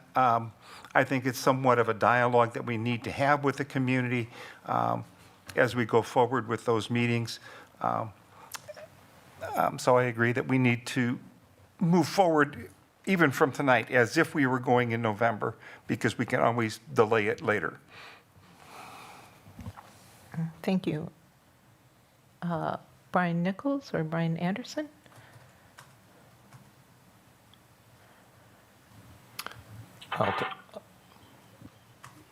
I'll jump in. I think I agree with what everyone said there, and I think we'll see it a little later in the agenda. With the potential of an ad hoc committee to address some of those concerns. I think having a mixture of a listening session versus a presentation session, we got to find the right mix of how do we get information out, but also take information in and opinions and feedback. So, like I said, I think some of those comments will work out a little farther down the agenda tonight, but I agree with what everyone has said so far. Thank you. Mr. Nichols? It just hit me. I mean, I've looked over these slides multiple times since you first put them out, Dr. Garrison, and it's interesting that the percentage is a little bit less, but the number of referendums is like almost 8 times the number are ran in April than in November. So I think that takes me back to a comment that Board Member Anderson made last week. It's actually easier to move. It's probably going to be. It would be easier to move the numbers in April than it would in November, because you've got a smaller base of people. But if we get out and do our jobs, then it's more likely. I think we would have a better shot. In fact, the big referendum that was passed, the one in 2012, was passed in April. I know that was a capital referendum, but that was a lot of money, and it was passed in April. Correct? Okay. So I would agree with Board Member Hanson that I think, now's not the time. We're at this moment, we're not ready. Maybe we'll be ready in August, 1st of August, but right now we're not ready, I don't think. I don't think the people are ready. Well, thank you, Mr. Chady and Dr. Garrison, and everyone who came to the listening session and have weighed in on this. If there aren't any other comments or questions, we'll move on to item 3B, potential line of credit disbursement request. Mr. Chady. Good evening. Thank you for the opportunity to discuss the board tonight. As the board hopefully is aware, we have a line of credit in place with First Mid Bank and Trust. It's a $7 million line. The line is available to us.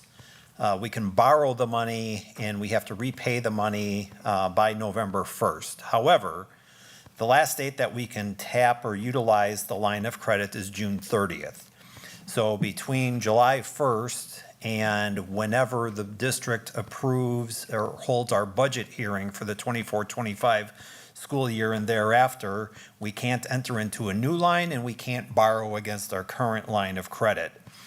Bring this all up because we've been doing some cash flow forecasting.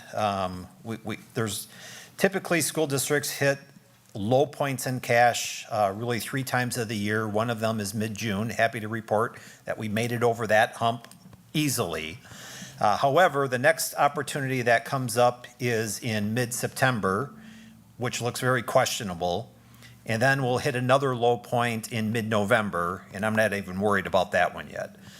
So we're just kind of looking at that mid-September timeframe, thinking that, boy, if we need to utilize our cash flow line, we need to execute that distribution here by the end of June. So what I'd like to do is I'd like to just share a few numbers with you first and foremost. Looking at today's cash availability, this was as of the start of the day today, we had $18.5 million in cash available to meet our day-to-day cash flow needs. When I look at last year, summer of '23 cash outflows, the amount of money that left the district between now and essentially mid-September, it was $17.6 million. Based on the numbers, we're $900,000 to the good. That's a little tight for me. So today it was just another cursory review of cash. We did this back on June 10th. We did it again today. My business office team and I will gather on Monday, June 24th, and we'll get into the numbers a little bit more in depth to try to determine, is there a need for us to do a borrowing? Obviously, we'd prefer not to, but at the same token, the business office would like to be able to sleep at night come late August through the midpoint of September as well. $900,000, it's not enough to even make a payroll. Our payroll is about 1.25 million, so 1.25 million.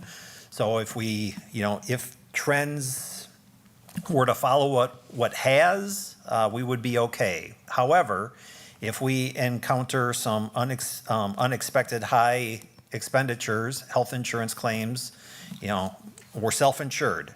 So we can have good periods, good weeks where we have very low claims come through, and then we can have really bad weeks when all of a sudden we get hit with $1 million+ in claims instead of like a $400,000 to $500,000 weekly claim.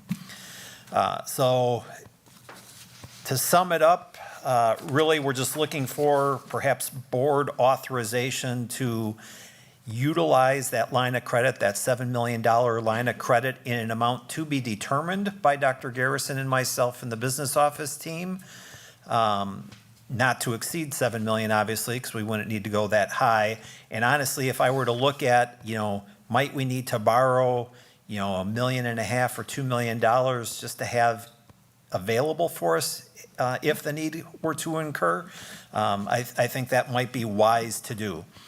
Keep in mind that once we access that line here in late June, we're going to take on interest expense. We're going to pay interest on that until we repay the funds.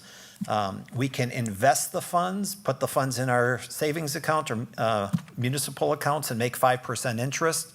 However, the interest rates that we would be charged would vary, would be no less than 6%, nor greater than 7.5%. So we'd have a 1 to 2.5% spread of interest expense that we would have to pay.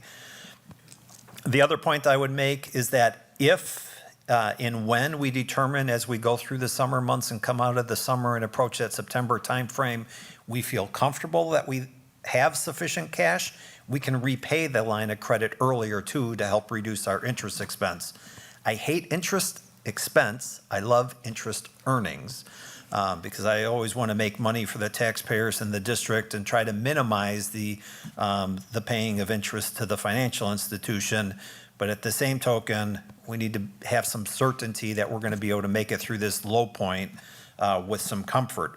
It's entirely possible that when the business office team gets together on Monday, we've got a number of different options that we want to explore, such as some grant claims. Can we do our timings in a more appropriate or timely structure so that we get our reimbursement dollars back sooner? Because that then gives us cash and helps us get over that hump. There's also our debt service checking account that has about $3 million in assets in it. It's not a best practice to tap into that for cash flow needs, but there are districts that do it all the time. In fact, Beloit has done that regularly prior to my arrival. Something we talked about internally in the business office. Again, we'd probably prefer not to do that, but it might be kind of a saving grace that we could access, we could borrow from ourselves, so to speak, for a few weeks if needed, and then avoid the need to do the line of credit borrowing. So lots of options. I don't have certainty yet, but here's the kicker is that the disbursement request would require school board action.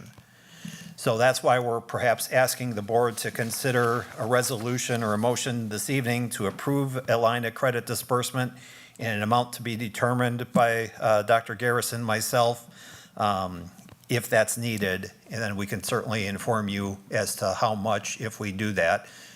Please know if we don't do it, we're going to be tight. We're going to be watching it really, really close. It's going to be that close. Thank you. Board Member Amy Levy has your hand up. Thank you so much.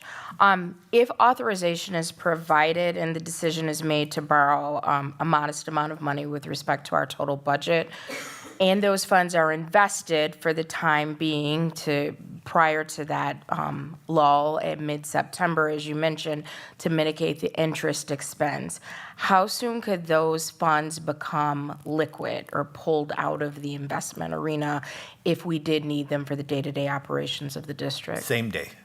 Okay. Yep, yeah. Without any financial penalties? Correct, right. Thank you so much. Yep. Tom Hankins? Mr. Chady, so I just want to make sure I'm understanding you. So with a resolution that yet is to be made, but you're looking for direction. Let me go back. You talked about $3 million being in. My current understanding is we have no debt service at this point, right? We do have debt service. So we have debt principal and interest payments outstanding, both in Fund 39 and in Fund 38. So those debt service accounts, that $3+ million in assets that's sitting in that dedicated checking account is supposed to be there to service those future debt payments when that time would come. We would have resources available to meet those obligations. So again, using of those funds for day-to-day operational purposes is not a best practice. It's not illegal. The district, a great example would be a year ago at this point in time, we had about $10 million in debt service funds, should have been in that checking account, that was in our general checking account. It got deposited in the wrong bank account, was still earning the same amount of interest on our accounting side. It was reflected accordingly. It was just in the wrong bank account. Okay, thank you. So once we tap into that line, or you are given permission, we don't start interest on it until you or the district uses those funds or transfer them into our fund balance. And so you're, and at your discretion, if we give you, are you looking for permission to use all 7 million? I know you said you wouldn't, and I know you wouldn't do it unless you absolutely needed to. So is that a blanket thing, or is it going to come back? Once you say we give you permission, then like in July, you say, okay, we're going to take 4 million out. Well, so let's back up a little bit. So we're seeking the permission of the board to access the line of credit in an amount to be determined. Okay. I would not foresee that amount to exceed 3 million. Okay. Probably less than that to some extent.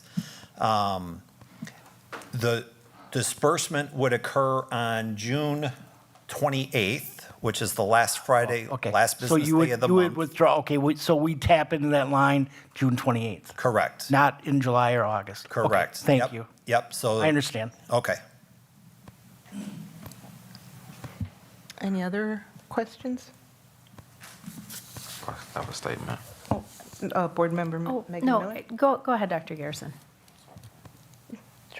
So let me just make sure we're clear about this request here. We can't use what we don't have. Okay, let's make sure that everyone understands that. We can't use what we don't have. The $900,000 is very close to us not having. Correct. Okay, and so I like to be clear on certain things. So let's make sure that's something that we all need to take in consideration. Secondly, when we are able to access these funds, we won't take what we don't need. Correct. So those are the two sides of the coin that the board needs to consider, that Mr. Chady so eloquently, went through. It's just my responsibility to make sure the board understands that we can't use what we don't have. And then when we are able to access the funds, we can't spend we can't overspend it. We won't spend what we don't need. And so that's how we operate in a school district. Thank you. Thank you. I was just going to say, thank you so much for the additional explanation. I see no reason not to give permission. It sounds like we don't want to put our district in a situation where we can't meet our obligations. I think this is a reasonable request, and I don't want to cut off discussion, but I am willing to make a motion. Brian Nichols? I'm sorry, Brian Anderson? Yeah, so I just follow up with great explanation by Mr. Chady. That's exactly how that type of credit facility should work in real life. We're as a district, we're under the additional limitation of that other businesses that have a similar line of credit don't have, where there's a window where we can't draw on it. So his forecasting has to say, well, we might need a certain amount of money.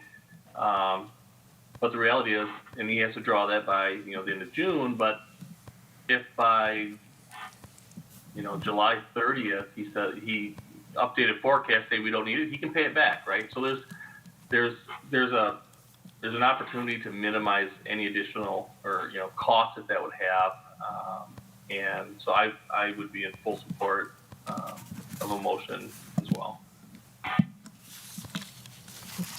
Nope. Any other questions or comments?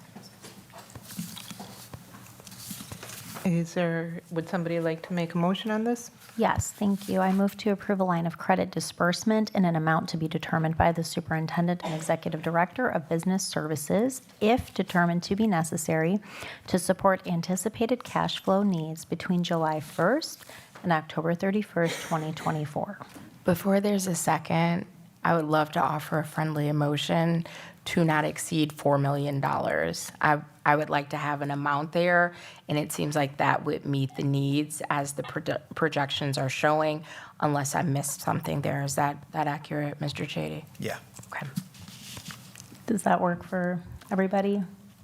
Well, it's if you're willing I to mean, accept it. I'm willing to accept it if it works for our administration, and I'm seeing a nod.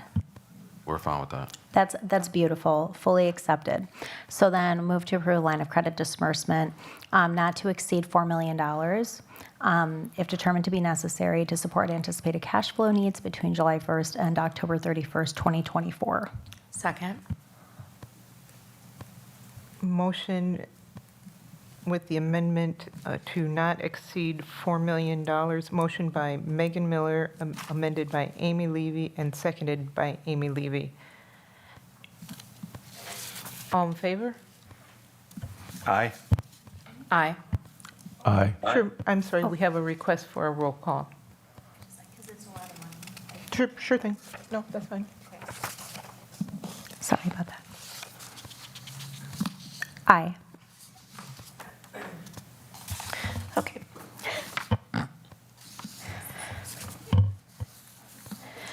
Greg Schneider, Aye. Amy Levy, Aye. Brian Nichols, Aye. Brian Anderson, Aye. Tom Hankins, Aye. Megan Miller, Aye. and Tia Johnson. Aye. Motion carried unanimously.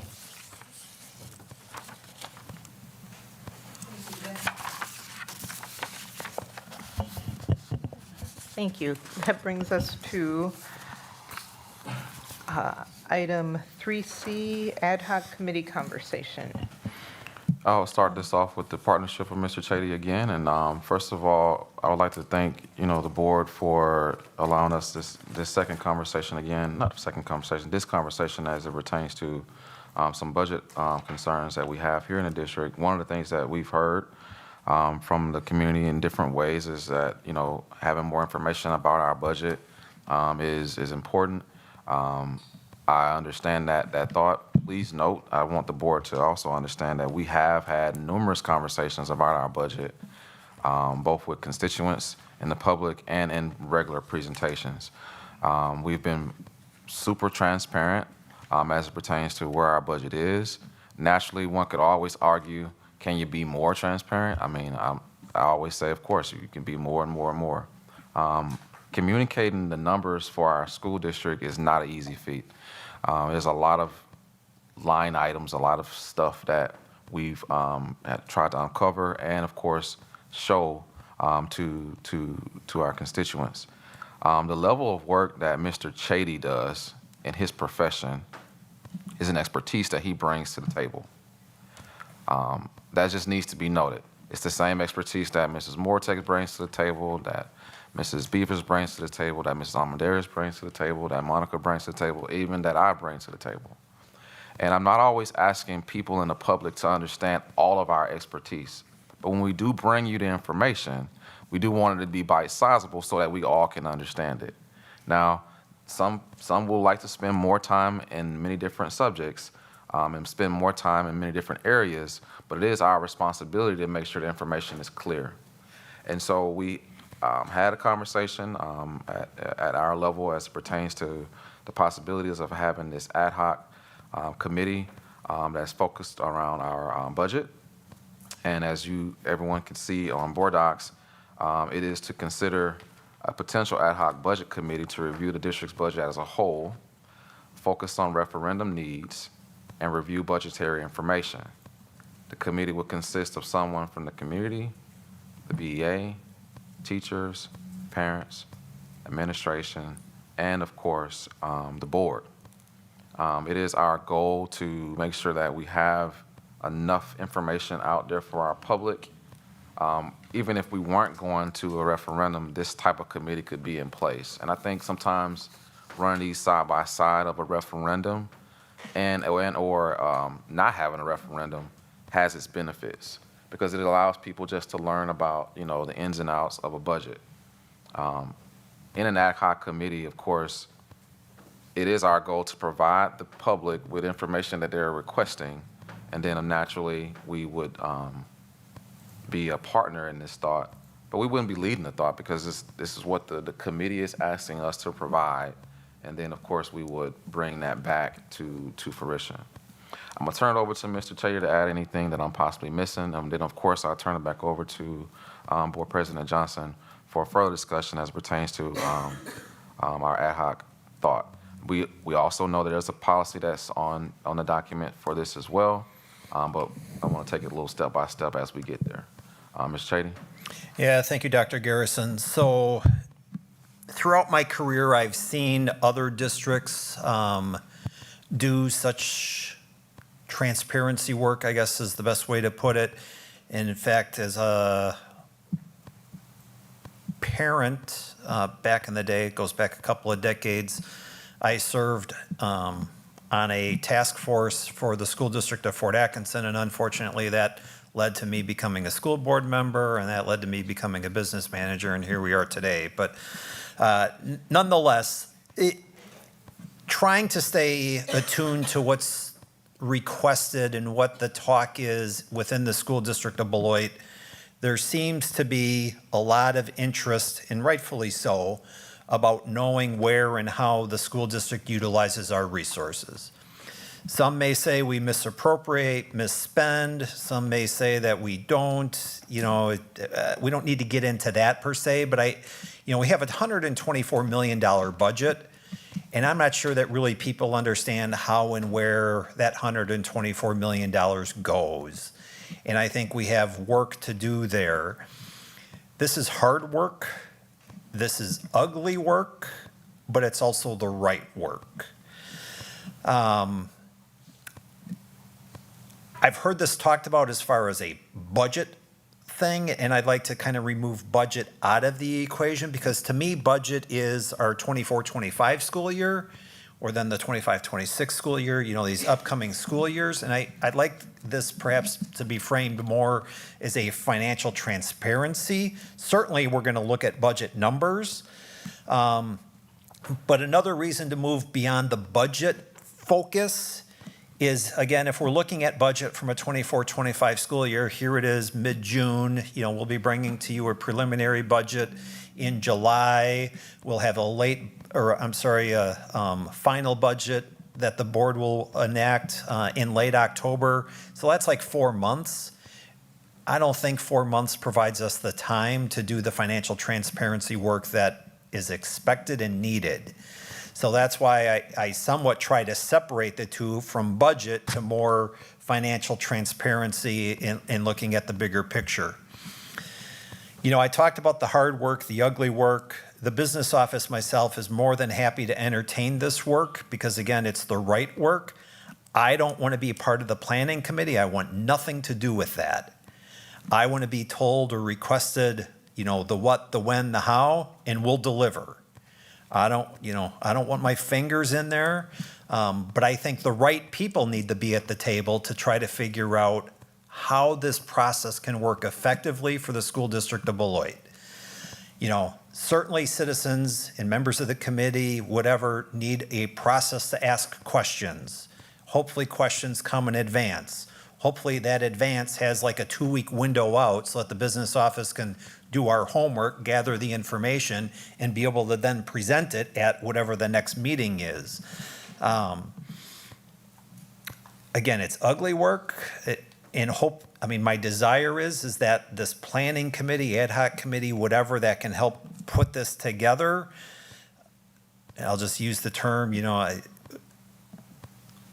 I want a shield for the tomatoes.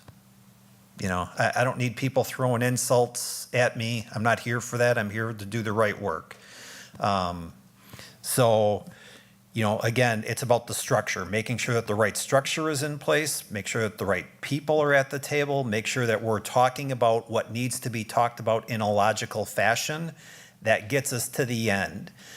I know we were talking a little bit earlier this evening about potential referendum timeframes. And again, if we're going to do the right work, I don't know that that happens between now and August when the school board needs to adopt a question. And it certainly, probably lingers even beyond a November election cycle. But it might align really well for April of 2025. Because again, in my mind, I see this as probably a 6+ month endeavor. And quite honestly, it may be something that lasts for a year plus. It's going to take a long time. A $124 million budget, and people just want to know. I mean, I've got board members that are asking questions. We certainly read about it in social media, and teachers, school staff ask about it as well. So we have a lot of work to do there. Thank you, Mr. Chady. Board Member Amy Levy. Thank you. I agree with what you said, Mr. Chady. Here is my concern. When looking at policy 186, ad hoc advisory committees, number 2, I'll read out loud. It says ad hoc committees are finite advisory committees formed to study specific issues and make recommendations to the board.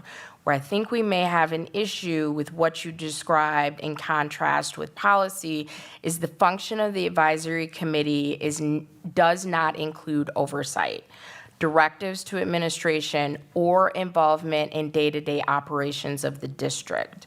So I'm not opposed to what you're describing, but it seems like that may not be in line with what our current policy is, because the budget is absolutely interconnected with the day-to-day operations of the district.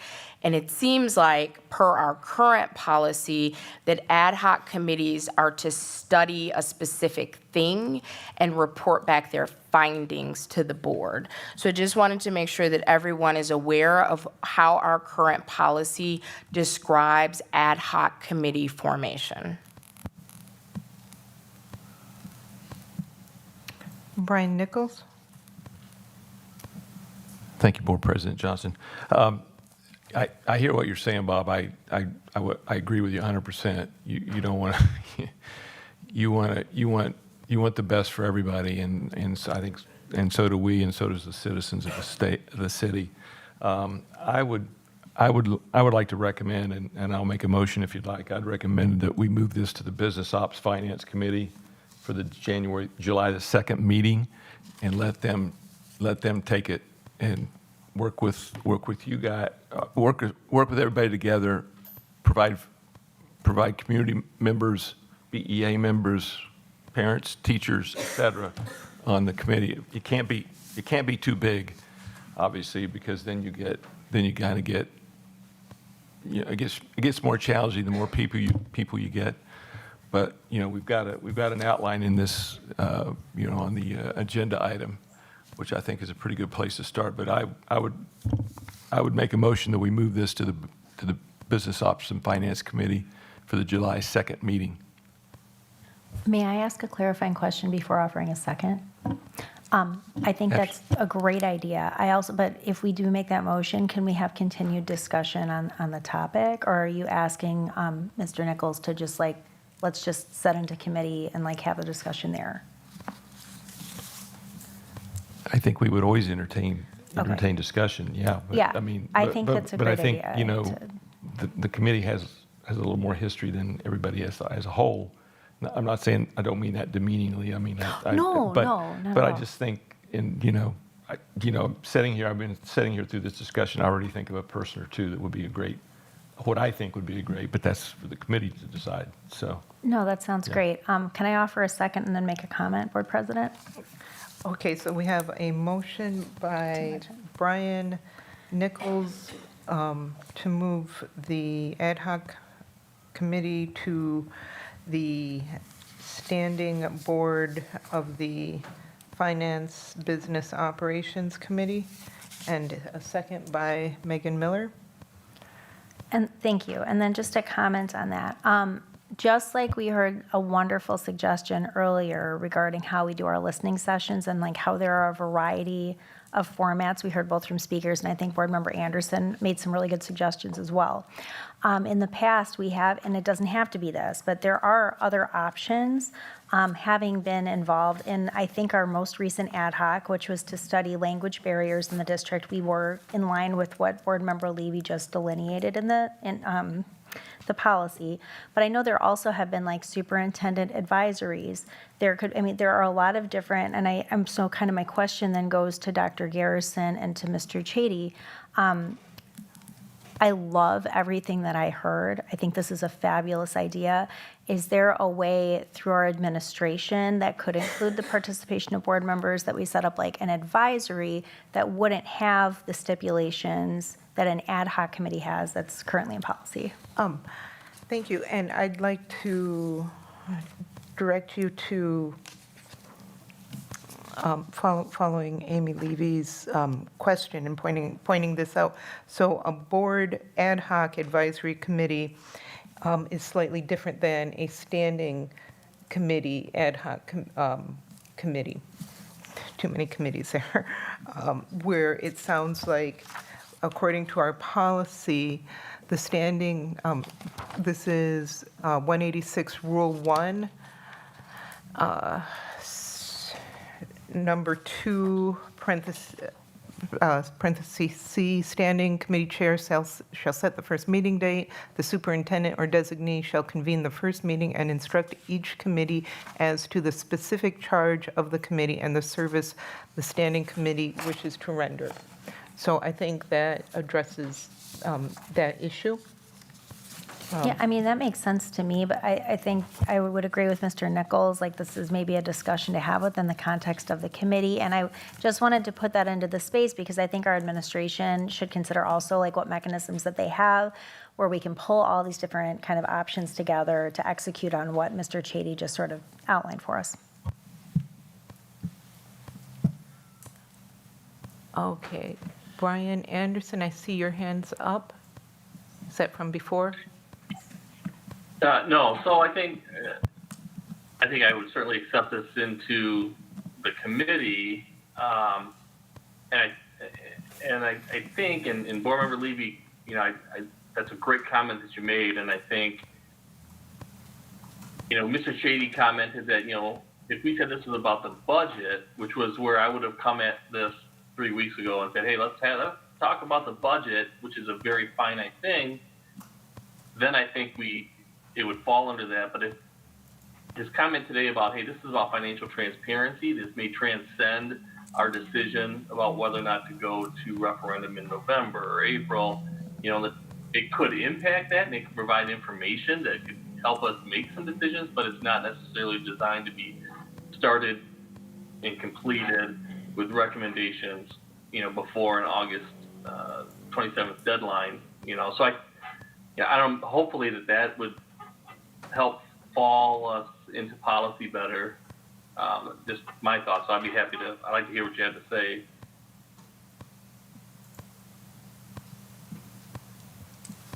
Thank you. Board Member Amy Levy. Thank you. Just to reiterate, I really like what Board Member Miller said. I don't see how this, I'm not opposed to what is being discussed. I don't see how this fits as an ad hoc advisory committee. And just to clarify, before you get to 186 Rule 1, you have to clear 186. And so the committee would be doing research work and reporting back to the board. It can absolutely go to the committee for further discussion, but it needs to be established by the full board.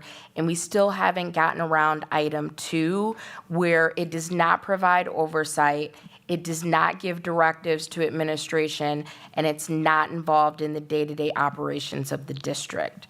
So with those quote-unquote barriers in place, I think it would make sense to explore other avenues to create the thing that we're describing, because it doesn't seem like, looking at our current policy, it fits in the container of an ad hoc committee.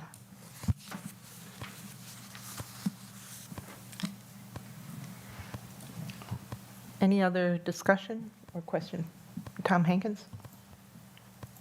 I just want to comment. I think we all know the intent of what we want to do, but kicking it back to business and finance is probably a good idea to more define what we want to do with that, whatever name you want to put on it, and the scope, and who's going to be involved, and the parameters on what it's advised. I mean, what we name it, ad hoc or whatever, obviously it has its limitations. We're looking for community input and transparency. We all know the end result.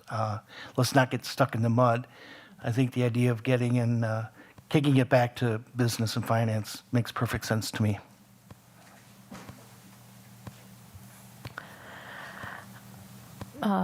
Board Member Greg Schneider, I think you're the only one who hasn't weighed in yet. I really like the idea of the committee as a way to make sure that we're providing the transparency and the information to the community that they're asking for, and as a group to really just look at that transparency piece as we move forward. Again, concerned with how we're going to meet policy with that. And if it is something that's an ad hoc, again, that's established by the whole board and cannot be by a committee. I can understand it going to committee to better define what this may look like, and then come back to the full board for approval and selection of members, or approval of members on the committee. Yes, thank you, and that's exactly what it says in Policy 186, Rule 1. Okay, so we have a motion by Brian Nichols and a second by Megan Miller. The motion is to have this go to the Finance Business Operation Committee. All in favor? Aye. Aye. Aye. Aye. Any opposed? Motion carries. That brings us to item 4, the consent agenda. Does anyone have a need to remove any of these items for discussion?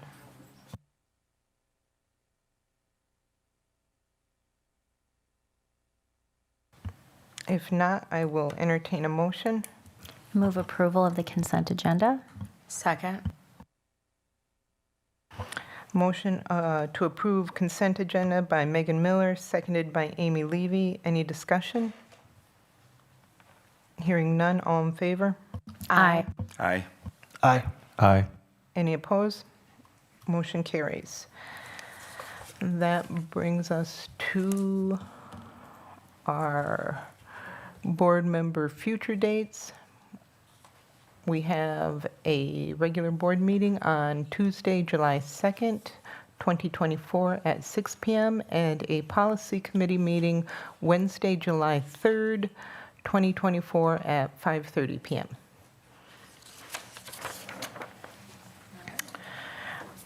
We, let's see.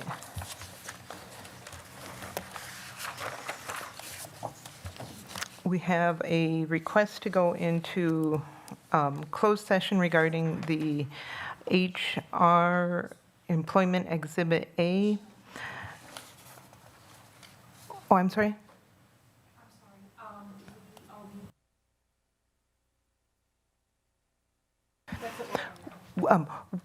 Yeah, we had switched those two. Thank you so much. No problem, no problem.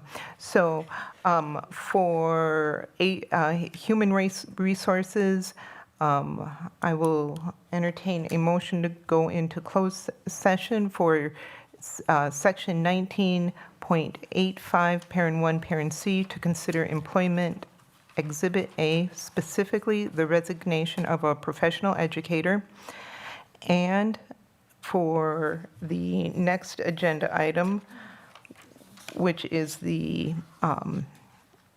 response to legal claim, and this is 19.85, parent 1, parent G, to have a legal update, discussion, and potential action regarding the Wisconsin Institute for Law and Liberty matter, and item legal advice on staff compensation issues, Wisconsin State Statute 19.85, parent 1, parent C, parent E, parent G, to confer with legal staff on compensation issues. May I ask a quick question? Sure thing. Okay, so if we make a motion that encompasses both 6A and 7A, we have to come back out and do an open session approval of Exhibit A, and I want to be mindful of our administration's time. So while I totally see the logic of lumping it together, do you think we could possibly just like separate it out so we can just get through HR and then go into like other closed session?